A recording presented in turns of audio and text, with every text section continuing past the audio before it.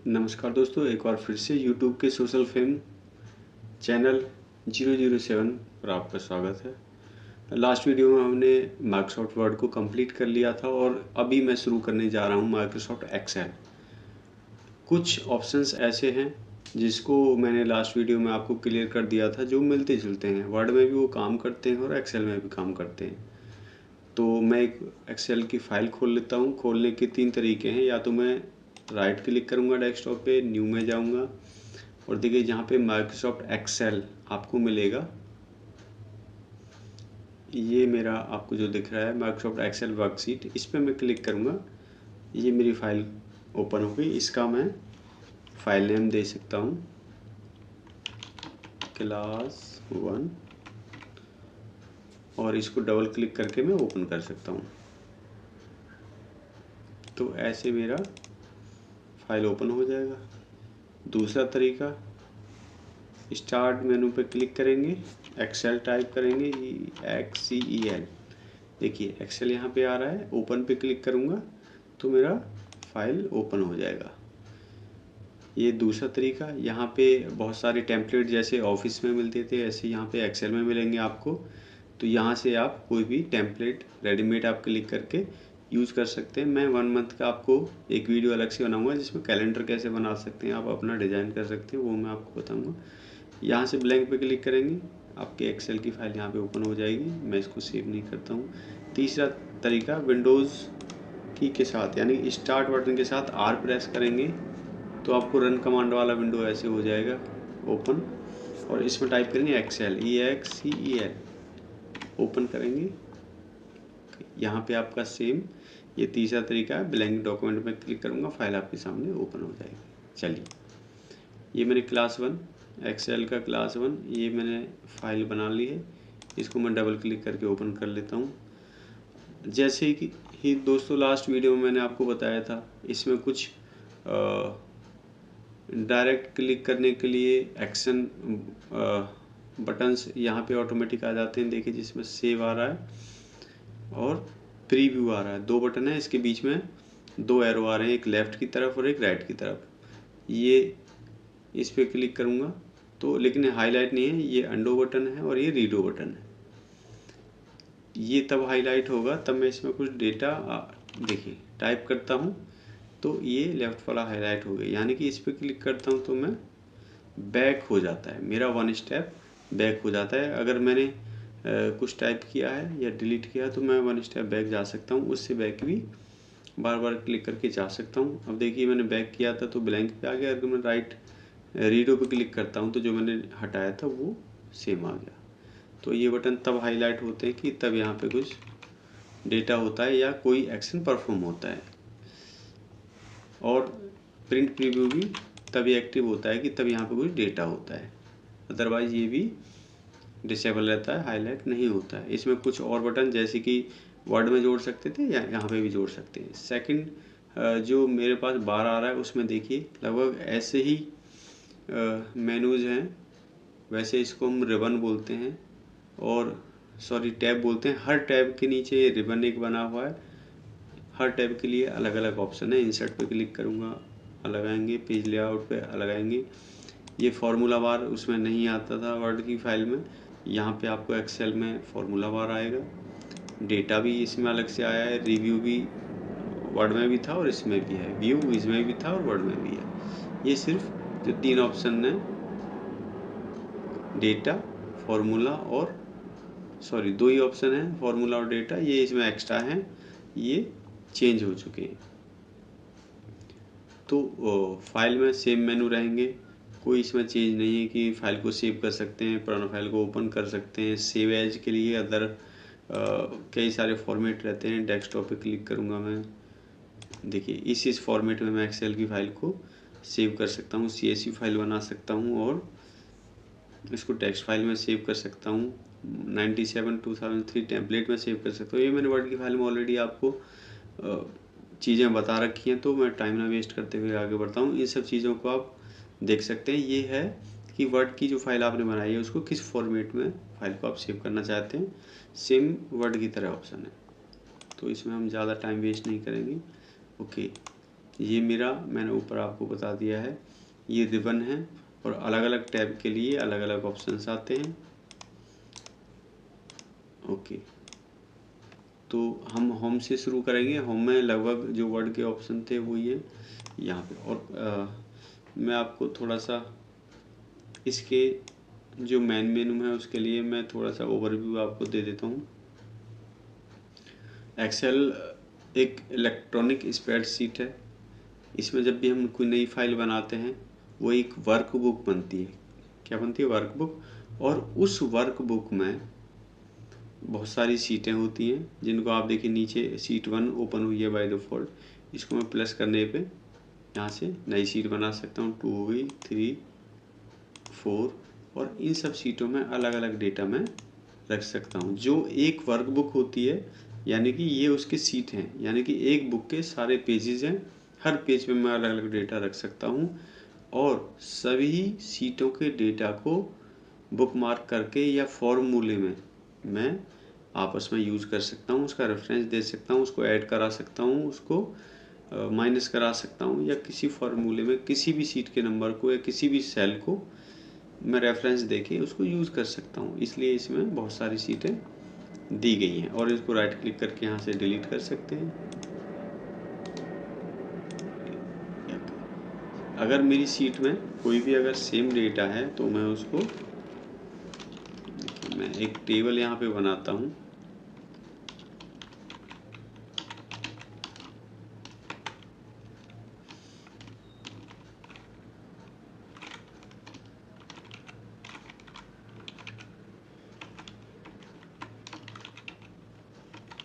ये मैं टेबल में कुछ डेटा टाइप कर रहा हूँ, आप इसको देख सकते हैं।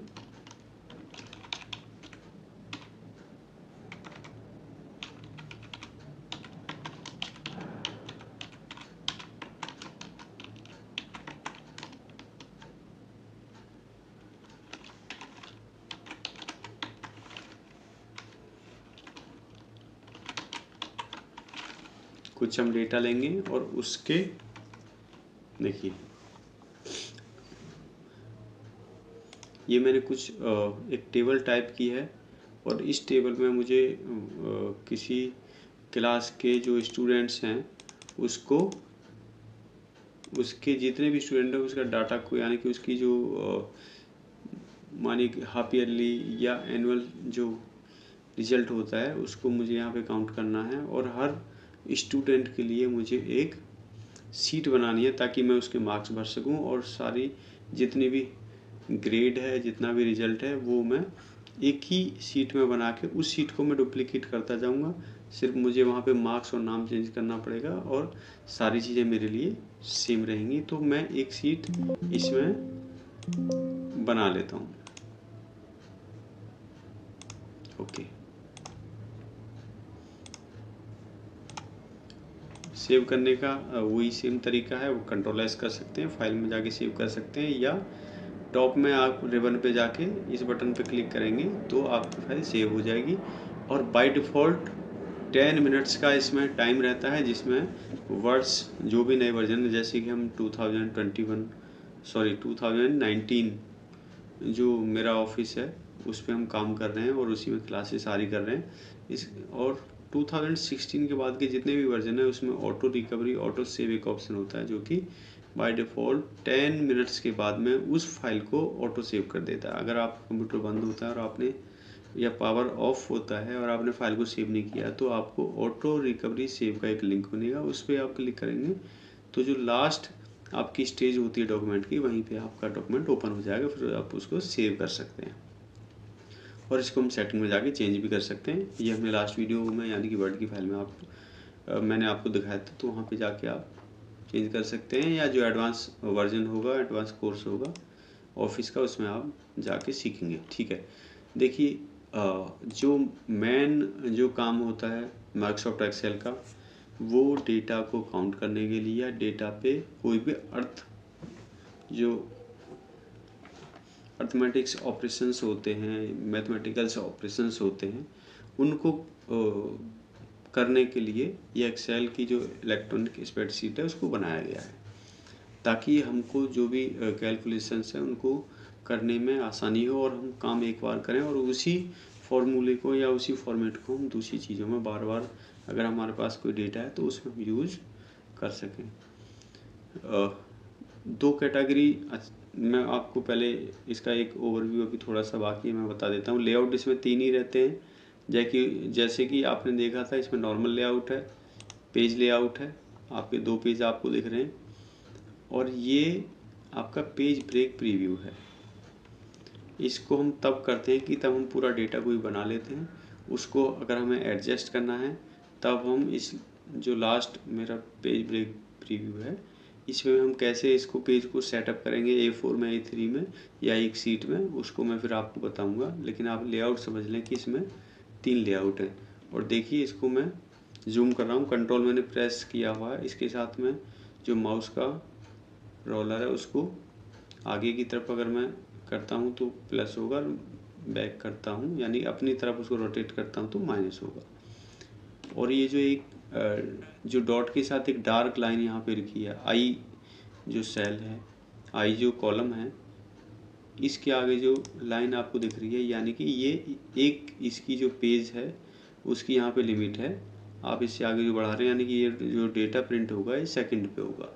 जूम करने से डेटा पे या पेज पे कोई फ़र्क नहीं पड़ता, ये व्यू के लिए होता है कि अगर हमें चीज़ें ठीक से नहीं दिख रही तो हम उसको जूम करके उस पर काम कर सकते हैं। इस जूम को आप यहाँ से भी चेंज कर सकते हो। देखो मैंने आपको पहले भी वर्ड में आपको बताया था कि मिनिमम 10 और मैक्सिमम 400 इसका साइज़ होता है, और इसको आप यहाँ से भी चेंज कर सकते हैं। सेंटर में आप क्लिक करेंगे तो 100% ये आप इसका साइज होता है। देखिए ओके, ये ABCD आपको दिख रहे हैं, ये इसके कॉलम नंबर हैं। ये A से Z तक पहले जाते हैं, Z के बाद A शुरू हो जाता है, AA, फिर AB, फिर AC, यानी कि A के पहले एक A आ जाता है और फिर जो सेकंड वाला जो कैरेक्टर है वो फिर A से Z तक जाता है। ऐसे करके ये कॉलम बढ़ते रहते हैं। इसका मैं आपको लास्ट कॉलम आपको दिखा देता हूँ कि एक्सेल का लास्ट कॉलम कितना होता है। देखिए ये मेरे एक्सेल का लास्ट कॉलम है XFD। ओके, ये कैसे आता है, मैं कंट्रोल के साथ राइट एरो अगर करूँगा तो मेरे लास्ट कॉलम में चला जाएगा, लेफ्ट एरो में करता हूँ तो मेरे फर्स्ट कॉलम में आ जाएगा। कंट्रोल के साथ ही मैं डाउन एरो पे क्लिक करूँगा तो मेरा लास्ट जो रो नंबर होगा, देखिए कितना आ रहा है,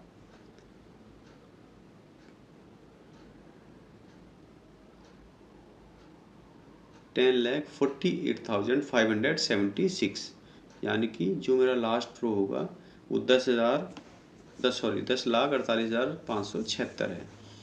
लेकिन हम इसमें पूरे में फॉर्मूला या कैलकुलेशन नहीं करते, इसलिए उसने पिवट टेबल का इसमें एक फैसिलिटी दिया है, क्योंकि यहाँ पे डेटा को फैच होने में प्रॉब्लम आती थी और एक्सेल को ज़्यादा कैलकुलेशन करने के लिए यूज़ जब हम करते थे तो उसको व्यू करने में, डेटा प्रिंट करने में प्रॉब्लम आती थी।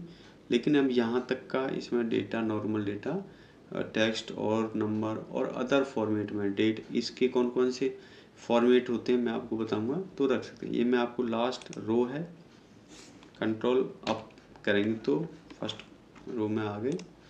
उसके बाद लास्ट मैंने कॉलम आपको दिखा दिया, ये इसका एक्सेल का लास्ट कॉलम है।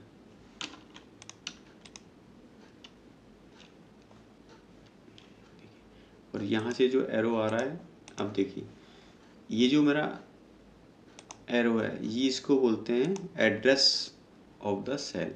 जहाँ भी मैं क्लिक करूँगा ये चेंज हो रहा है। आप इसको आप गौर से देखें, जहाँ भी मैं क्लिक कर रहा हूँ, अभी मैं कंट्रोल एरो से फर्स्ट सेल पे आ जाता हूँ, A1, यानी कि A क्या है कॉलम नंबर और 1 क्या है रो, ये सेल का एड्रेस हो जाता है।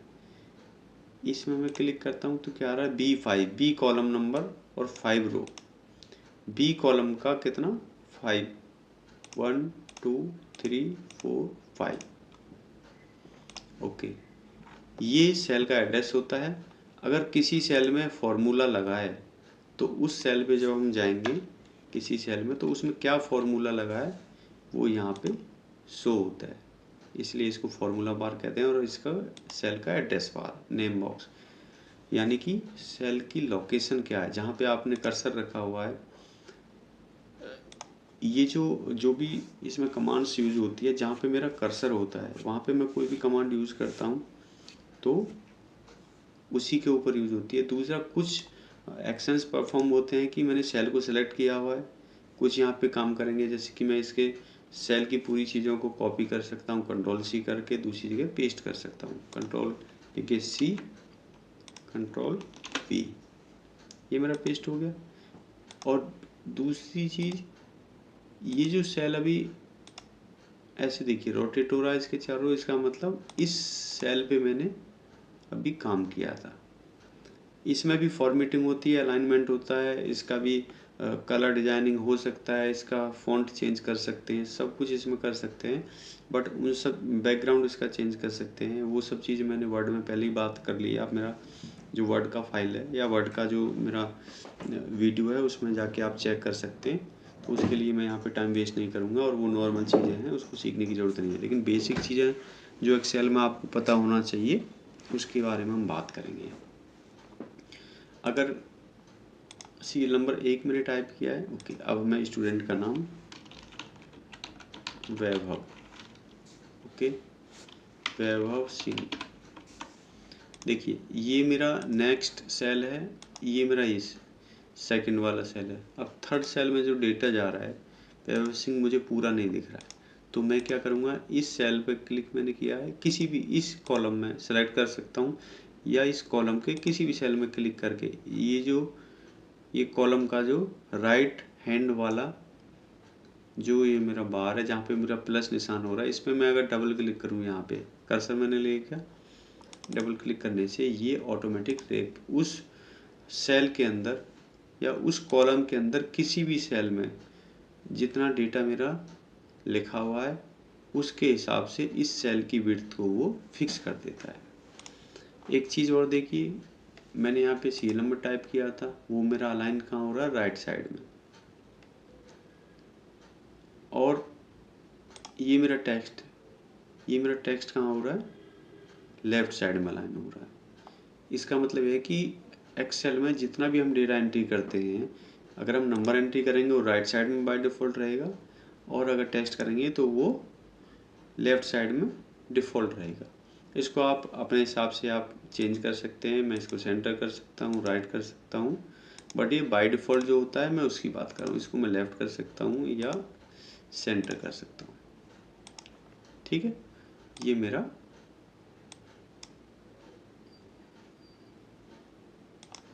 ओके।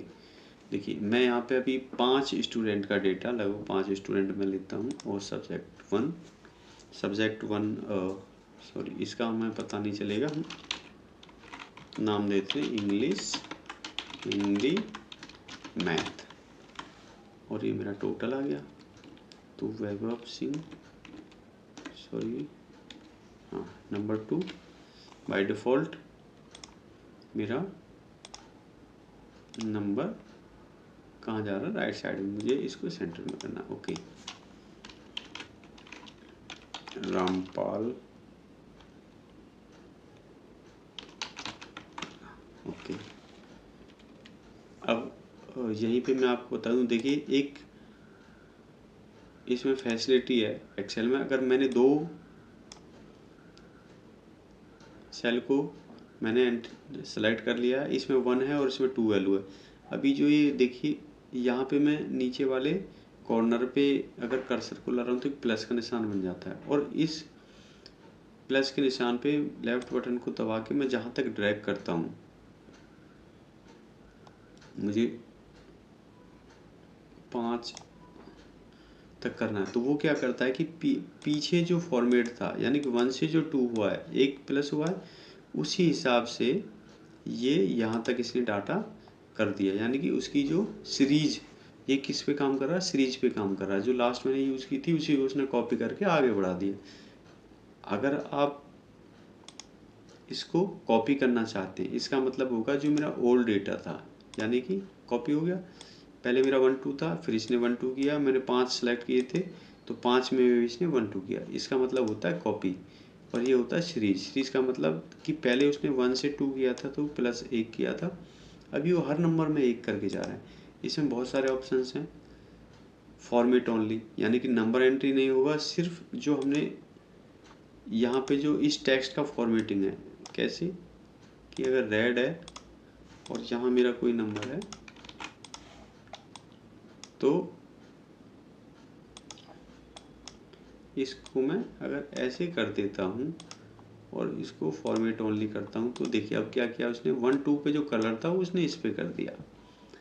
ओके, अभी फिल कर देता हूँ विदाउट फॉर्मेटिंग, कोई फॉर्मेट नहीं किया, लेकिन उसने इसकी सीरीज उठा ली, फ्लैश फिल। ओके, इस पे अभी काम नहीं करेगा। इस पे ऑटोमेटिक जब ज़्यादा डेटा होता है, मैं कैसे होता है मैं आपको बताऊंगा।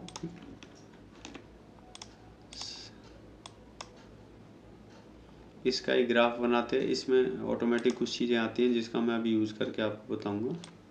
इसको मैं अभी डिलीट कर देता हूँ।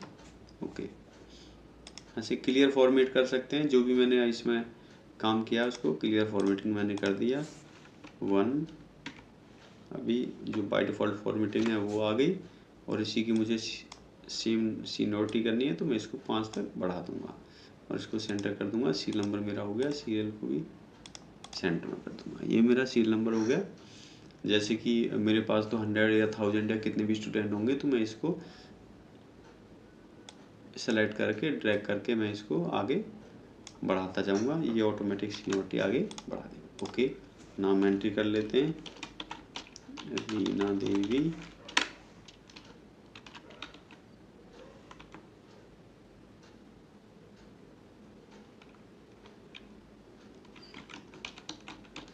समृति, मनोज कुमार, 5 स्टूडेंट मैंने ले लिए। आउट ऑफ 100 में से हम इसको मार्क्स दे देते हैं 35 और 33 65। ओके,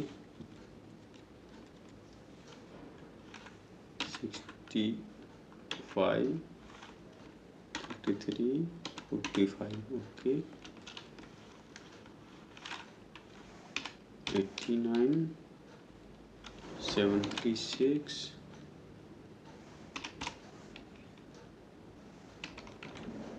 76। Okay, next. ये मैं एक डेमो डेटा आपको एंट्री करके दिखा रहा हूँ ताकि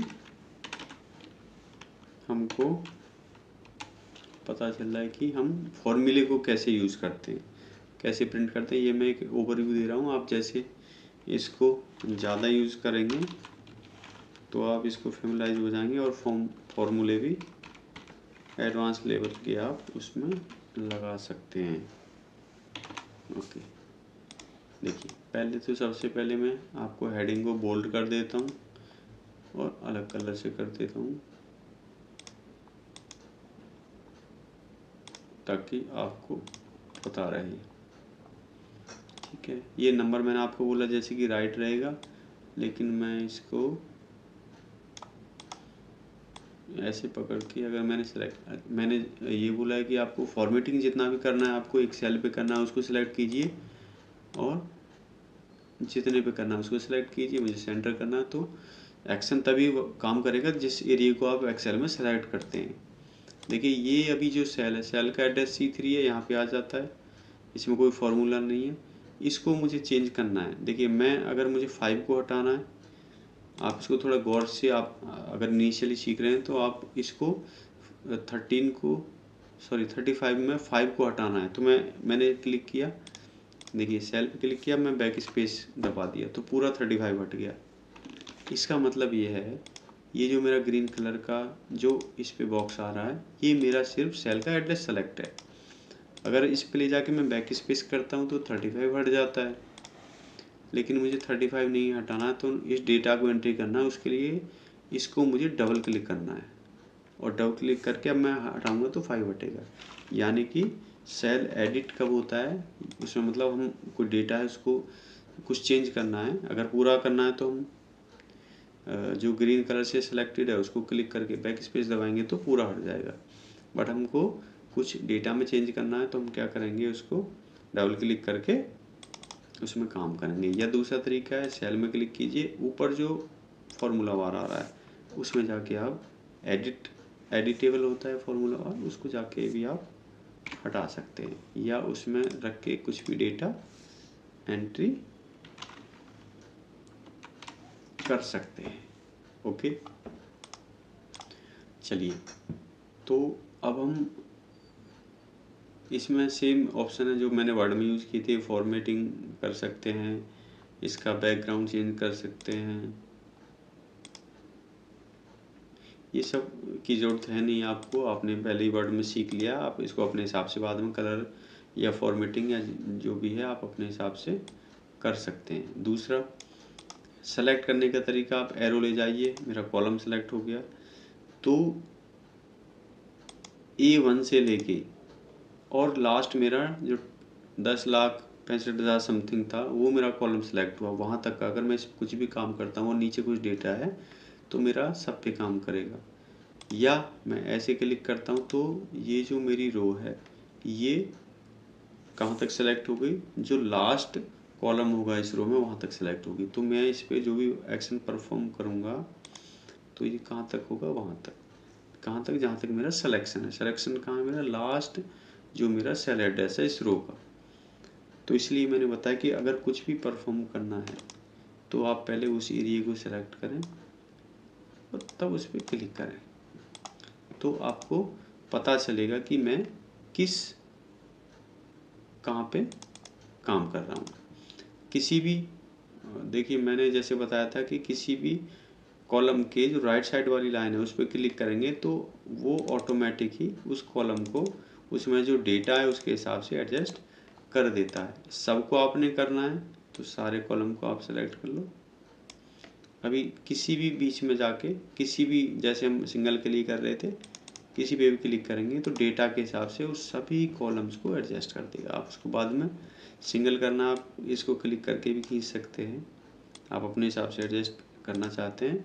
अगर मैं सबको सेलेक्ट करना चाहता हूँ तो सेलेक्ट करके पूरे जो सीट है, सीट के कॉलम का जो साइज है वो टेक्स्ट के हिसाब से हो जाता है। ओके, चलिए यहाँ पे फॉर्मूला हम लगा देते हैं। फॉर्मूला लगाने का तरीका, किसी भी फॉर्मूले को शुरू करने का तरीका, सबसे पहले आप इक्वल टू का साइन लगाते हैं। कुछ रेडीमेड फॉर्मूले हैं जो ज़्यादा यूज़ होते हैं, मैं आपको दिखाता हूँ। यहाँ पे मैं क्लिक करता हूँ और देखिए यहाँ पे एक ऑप्शन है ऑटो सम, देखिए ये ऑटोमेटिक फार्मूला आ गया। फार्मूला बार में देखिए, अभी ये फार्मूला लगा नहीं है।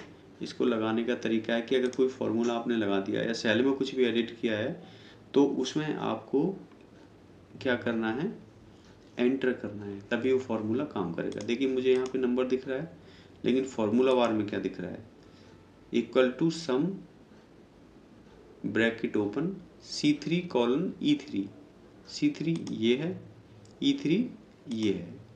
यानी कि इसका जो एड्रेस है, ये कॉलन का मतलब होता है C3 से लेकर E3, यहाँ तक के जो कॉलन हैं, जितने भी सेल हैं उस ब्रैकेट के अंदर उसको सम करना है, और सम करके मुझे ये जो नंबर है यहाँ पे दे दिया। अभी मैं इसको चेंज करके आपको दिखा देता हूँ 78, और इसको अप्लाई करने के लिए क्या करना है, सेल को एंटर, मेरा ये फॉर्मूला चेंज हो गया, ये मेरा सम हो गया।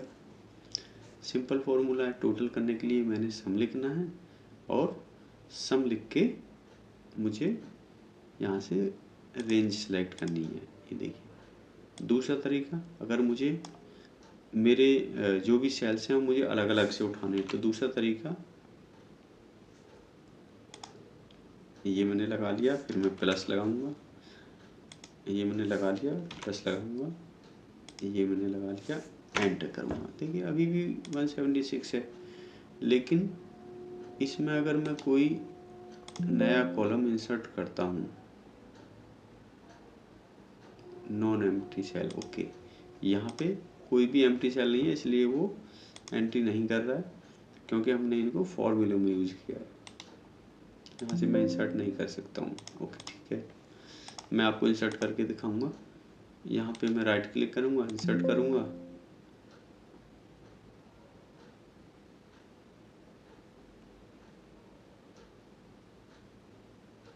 ओके ठीक है। यहाँ पे नहीं कर सकता हूँ, ठीक है।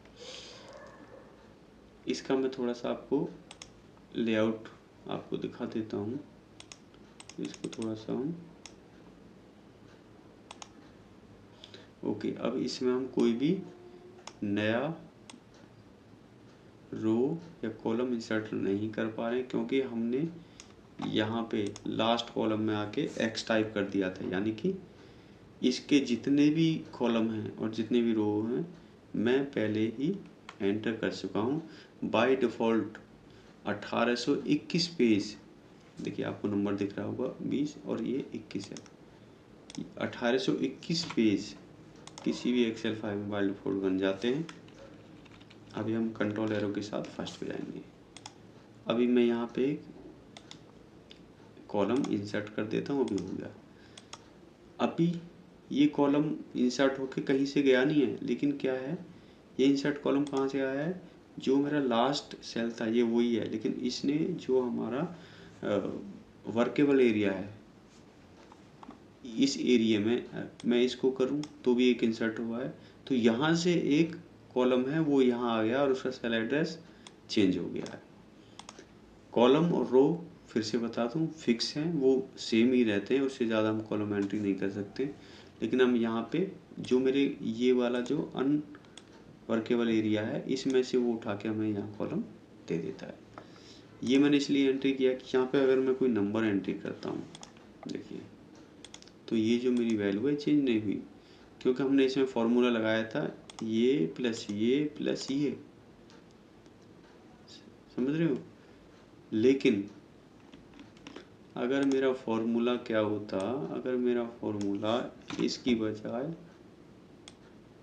ये होता एंट्री, अब इस कॉलम के बीच में और इस कॉलम के बीच में कोई भी सेल अगर आता है तो ये वैल्यू चेंज हो जाती है क्योंकि उसको पता चल गया कि इस कॉलम और इस कॉलम के बीच में जो भी वैल्यू है उसको मेरा ऐड करा दे, ठीक है। तो हमें ध्यान रखना है कि हम फॉर्मूला कैसे लगा रहे हैं और हमको क्या इस्तेमाल करना है, ठीक है, ओके।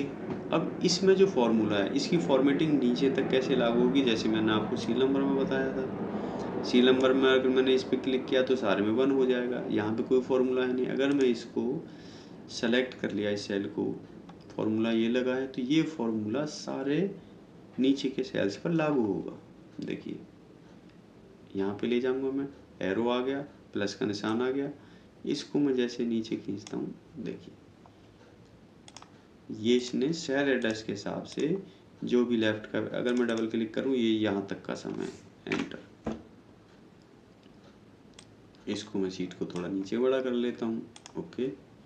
इसमें हम काम करेंगे राइट साइड में से भी,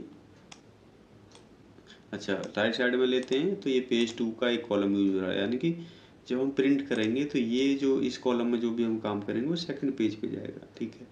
पेज को सेटअप भी कर सकते हैं, इसको मैं अगर बढ़ा लूँ और उसको मैं बाद में पेज सेटअप करूँगी, ये सारा डेटा एक ही पेज में प्रिंट हो, तो मैं वो भी आपको करके दिखाऊँगा।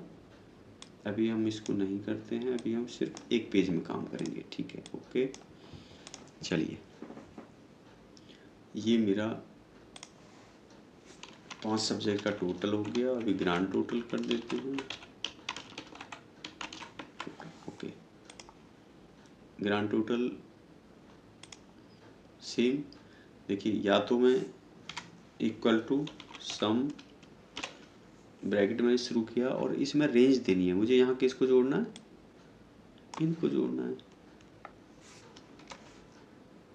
एंटर, ठीक है, ओके। जैसे हमने पीछे रो के सेल्स को लिया था, अभी मैंने कॉलम्स के सेल को दे दिया। ऐसे भी जोड़ सकता है ये और ऐसे भी जोड़ सकता है, ओके। यहाँ में जोड़ने की आवश्यकता नहीं है, हमको किसको जोड़ना है,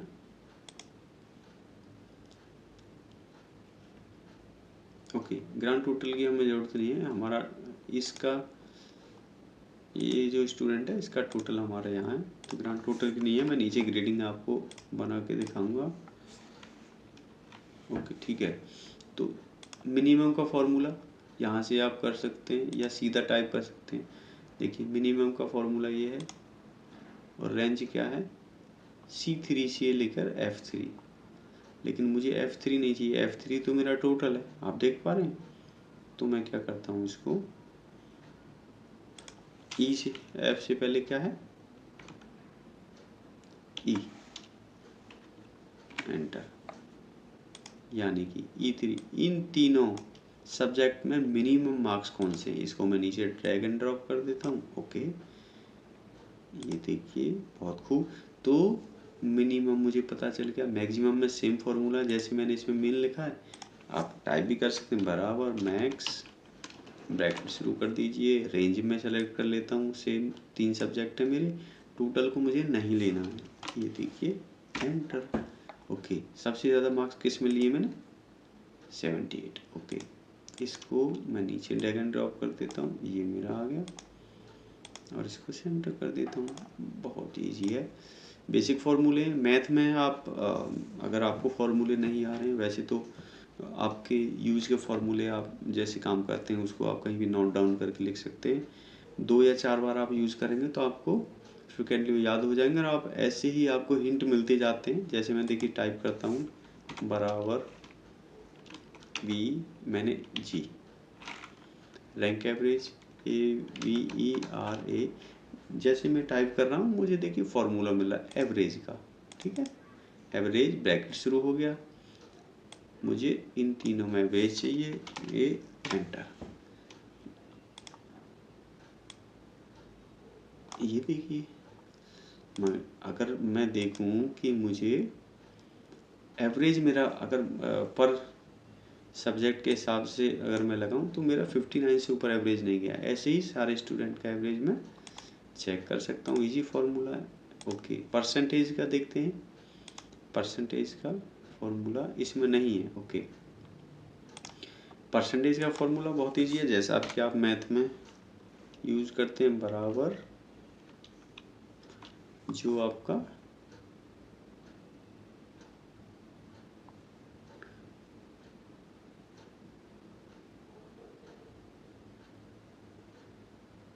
टोटल मार्क्स है तो मैं बराबर लिखता हूँ ये डिवाइडेड बाई, और डिवाइडेड बाई कितना हो जाएगा, 3 है और 100 में से तीनों मेरे सब्जेक्ट हैं, 100 मार्क्स के थे, डिवाइडेड बाई 300, आउट ऑफ 300 से मेरे कितना है 176, इंटू के लिए स्टार लगाएंगे 100, एंटर। ओके, देखिए वैभव सिंह के जो परसेंटेज है वो 58.666, ये ऐसे करके आ रहा है। अभी हमें 2 पॉइंट्स तक लेना है, जहाँ के दशमलव के 2 बाद के अंक लेने हैं, तो उसके लिए इसमें ऑटो दिया हुआ है। देखिए ये आप इसको डेसिमल को डिक्रीज कर सकते हैं जहाँ आप चाहें। मुझे यहाँ तक चाहिए तो मैंने यहाँ तक ले लिया है। ओके, सेम इसमें भी अप्लाई करेंगे, इसको मैं नीचे जैसे कर देता हूँ, ये मेरा परसेंटेज है। ओके,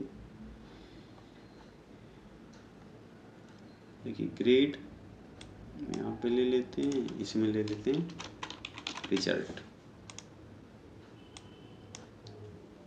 रिजल्ट मेरा हो गया। इसका मैं ये भी हटा देता हूँ, नो फ्री। ओके, इनको मैं सबको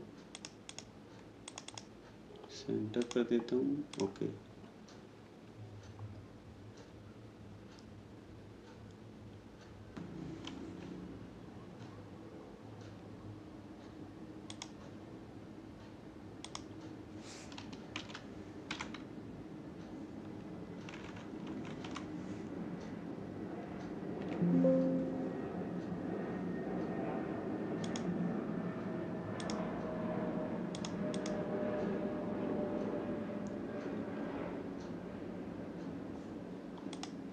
then pass for true and fail for false.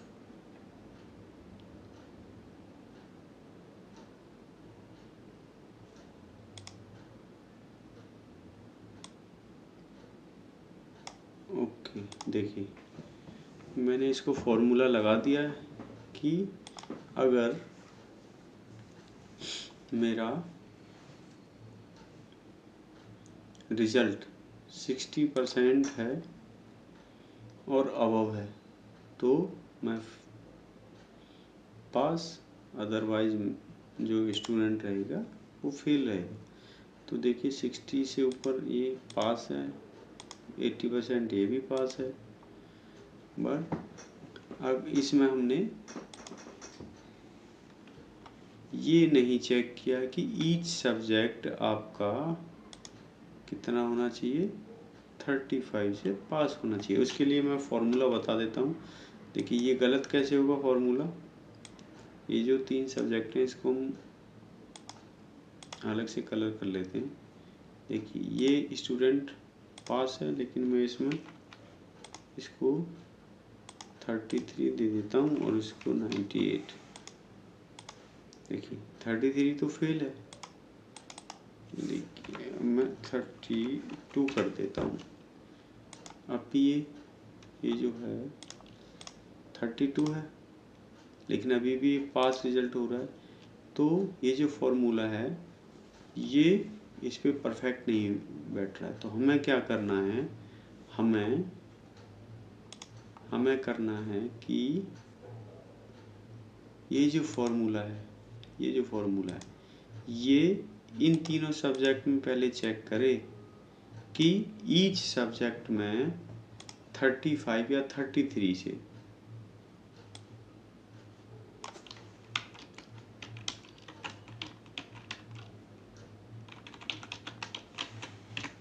जो मार्क्स हैं वो ऊपर हैं, तभी ये पता चलेगा कि स्टूडेंट सभी सब्जेक्ट में पास है और तभी मेरा रिजल्ट पास का आएगा। अदरवाइज मेरा जो फॉर्मूला है गलत हो जाएगा। तो ये मैंने आपको बता दिया। और यहाँ पे ग्रेडिंग का फॉर्मूला और मैं आपको नेक्स्ट वीडियो में इस नंबर से इस जो भी रिजल्ट है इससे ग्राफ कैसे बनता है, फॉर्मूले को कैसे ग्रेडिंग लाएंगे, काउंट कैसे करेंगे। सबसे पहले पास स्टूडेंट, उसके बाद फेल, ओके, हम चेक करेंगे पास, फेल और ग्रेड, ये सब हम काउंट करेंगे। और मैं इसका फिर आपको ग्रेड कैसे निकालते हैं, alpha plus alpha bravo charlie यानी कि ABC, और फेल पास, इनको सब्जेक्ट वाइज कैसे चेक करते हैं वो मैं आपको नेक्स्ट वीडियो में करके बताऊंगा। लेकिन मैं आपको फिर से ओवरव्यू दे देता हूँ। ये जो इलेक्ट्रॉनिक स्प्रेडशीट है, एक्सेल है, इसमें हम डेटा पे मैथमेटिकल कैलकुलेशंस और अर्थमेटिकल, देखिए ये जो अर्थमेटिकल कैलकुलेशंस की मेरा रिजल्ट 60+ होगा तो पास में जाऊंगा, या 35+ होगा तो पास होऊंगा, 33 से डाउन होता तो फेल होऊंगा। ये सब अर्थमेटिक जो ऑपरेशंस है मैं इसमें अप्लाई कर सकता हूँ, काउंटिंग जो भी मैथमेटिकल ऑपरेशंस हैं, और वो भी सब्जेक्ट के साथ में। यहाँ पे इसका मैं एक, देखिए ये जो मैंने एरिया सेलेक्ट किया है इसको मर्ज और सेंटर, इसमें मैं जो भी लिखूंगा अभी वो सेंटर में टाइप होगा, और ये जितने भी यहाँ से यहाँ तक लेके रो थी और उसके सेल थे वो मर्ज हो चुके हैं। बस मैं कुछ student data charts of marks लगे लिखाते हैं क्लास 12, ये मेरा हेडिंग हो जाएगा। इसको मैं बोल्ड अंडरलाइन करके इसको अलग कलर से कर देता हूँ। देखिए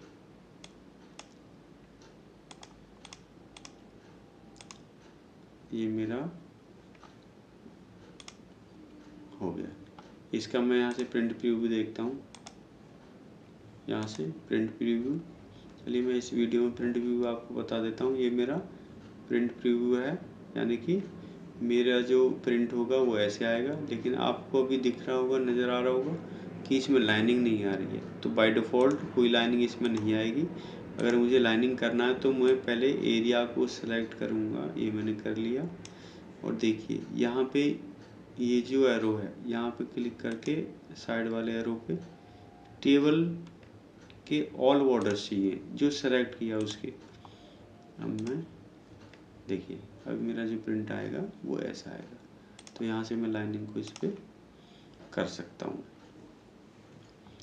इस वीडियो में दोस्तों इतना ही। इस वीडियो को यहीं पे स्टॉप करते हैं। नेक्स्ट वीडियो में आगे के जो भी फॉर्मूले बचे हैं, उसे ग्राफ कैसे बनेगा, कलर कोडिंग में हम बाय डिफ़ॉल्ट इसको कैसे चेंज कर सकते हैं, मैं वो भी आपको बताऊंगा। इसको चेंज कर सकते हैं, इसका पूरा कलर कोडिंग है। इसको मैं कैसे कलर नंबर के हिसाब से कलर कोड कर सकता हूँ वो मैं आपको दिखाऊंगा। कंडीशनल फॉर्मेटिंग कैसे होती है मैं आपको यहाँ पे दिखाऊंगा। डेटा कैसे हाईलाइट हो रहा है, कैसे ग्रेटर देन हो रहा है। देखिए ओके, मैं अभी आपको दिखा देता हूँ कि 35 ओके। अभी मैंने फॉर्मूला लगाया कि 35 से ऊपर का जो डेटा है वो रेड हो जाए। तो ये मेरा फॉर्मूला है। मैं लेस देन लगा देता हूँ। सॉरी, मैंने सेलेक्ट नहीं किया। मैं आपको फिर बता रहा हूँ कि जिस पे भी मुझे काम करना है,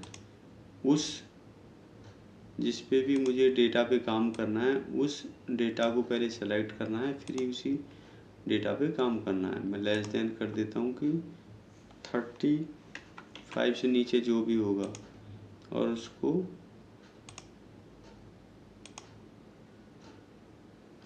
रेड कर देगा या रेड टेक्स्ट कर देगा। ओके, देखिए सारा फैसिलिटी इसके अंदर है।